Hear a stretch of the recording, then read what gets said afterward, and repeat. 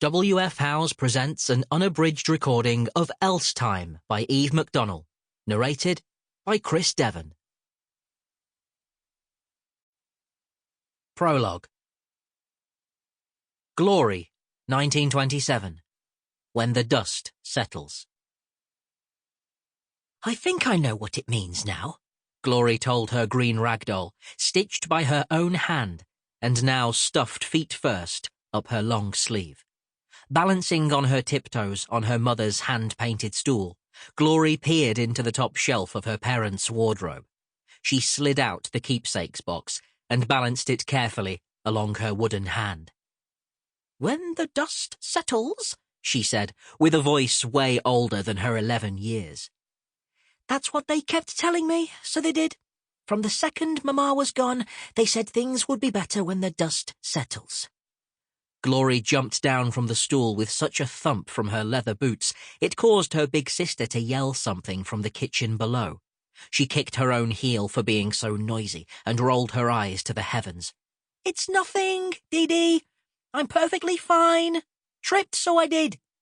Laying the box on the bed, Glory twisted her arm around so that the ragdoll's face looked down upon its dusty lid. "Well, doll, do you think the dust has finally settled?" She took a deep breath in through her nose and sneezed. "I can do it," she said as she pulled the ragdoll from her sleeve. "I can find a proper job, so I can, like a proper grown-up, so I can put some pennies in Dee Dee's rent tin. It's not fair she should be baking half the night to keep us in this house, you know." If the ragdoll had eyes, they'd have noticed a rare glint of fear in Glory's, for losing their mother and father to fever within weeks of each other was hard enough without the fear of losing their home, too. "Bad luck comes in threes, and that's a fact, so I got to do my bit." Glory gulped. She lifted the lid. The box wasn't very full, but everything in it was brimming with memories of her mother.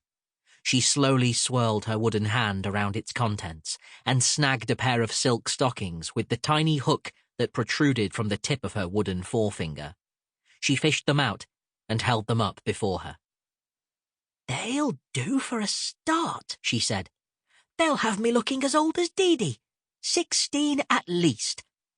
Although finding paid work wasn't unheard of for an 11-year-old, she was smart enough to know that proper jobs were only open to teenagers who'd finished school, and mostly boys at that.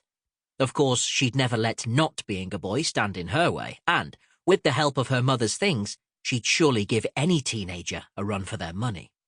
But... Sample complete. Ready to continue?